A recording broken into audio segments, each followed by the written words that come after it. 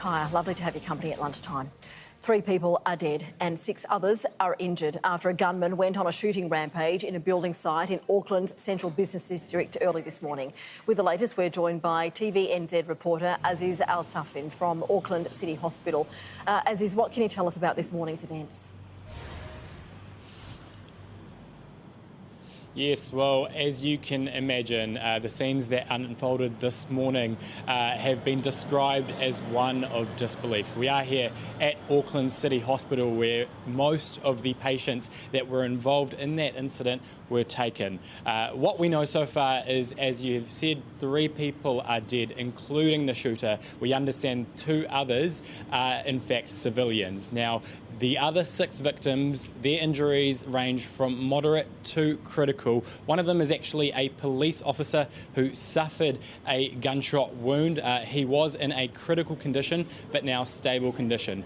What we know about the shooter, this alleged shooter, is that he entered a construction building at around 7 a.m. this morning, and then gunshots were heard. Police then entered the building at around 7:30, and then at about 8 o'clock, 5 to 6 gunshots were heard in quick succession.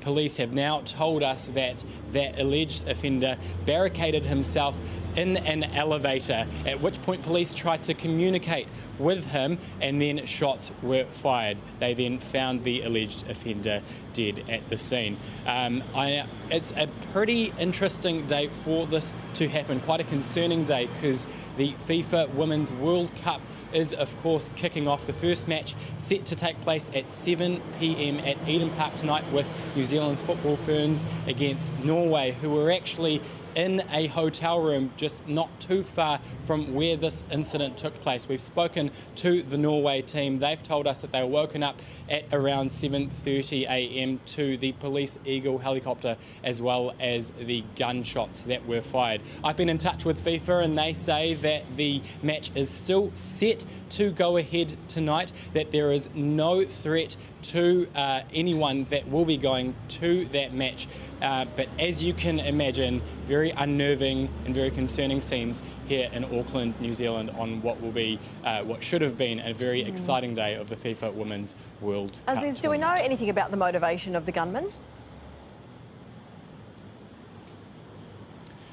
What we found out is that this alleged gunman, this 24-year-old man, was actually, he had an ankle bracelet on, which would indicate that he was actually on home detention. Now, we reached out to police to see why that was. We've since found out that he was actually given permission to work at the construction site, and what we know about him is that he has a history of domestic violence. So that's what we know. As you can imagine, the information is still streaming in, but yes, 24-year-old worker, we can confirm, at the construction site. All right, Aziz, thanks for those details.